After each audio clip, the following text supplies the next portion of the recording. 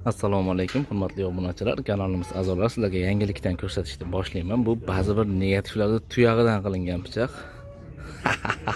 E'tibor qilmaysizlar. Echkim tuyog'idan qilingan, albatta hazil bu.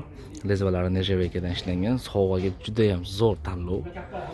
Buni kim haligi ta'bi tortsa, shu lekin bu hali sasib ketmaydi, o'zi dorilangan. Nasta anaqa haqiqiysini nima deydi, kommentarga yozib qo'yasizlar. Haqiqiy tuyoq mana shu. Keyin mana bunaqa pichoqlarimizni tayyorlab qo'yganmiz sizlar uchun. Shahrixon deb yozilgan mana. Ikkita bundan, 4 ta bunisidan, bitta tuyoq, jami 7 ta pichoq tayyorlangan sizlar uchun. Ko'rishingiz mumkin. Bularni 4 donasi yong'oqdan ishlangan.